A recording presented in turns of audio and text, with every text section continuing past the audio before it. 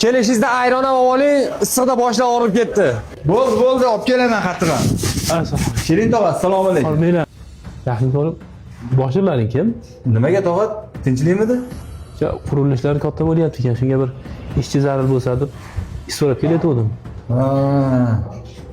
Yo'q, bir joyga borib qolibdi. Dam olib yotmaysizmi tog'a uyda? Yoshim bir joyga borib qolganim bilan quvvatim joyida.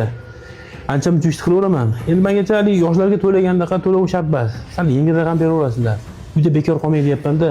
Xafa bo'lmang, obyekt katta, ish ko'p bo'lgani bilan odam yetarli. Ish yo'q.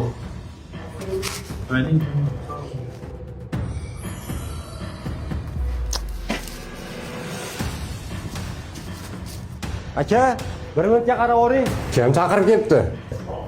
Bilmayman, bitta tilamchi kelgan ekan, 3-4 so'm berib yubordim, ketdi. Sen u odamni taniysanmi?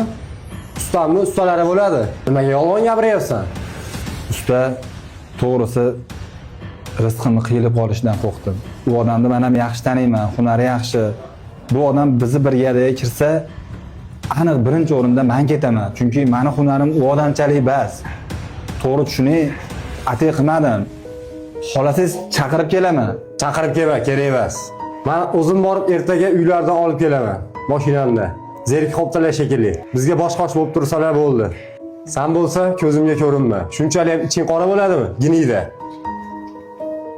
Men nima qildim hozir? Men ham bola chaqamni o'ylayapman-da. Rizq nasibasi qiyilmasin deb. Giniydamish-a? Ishing o'zingga buyursin.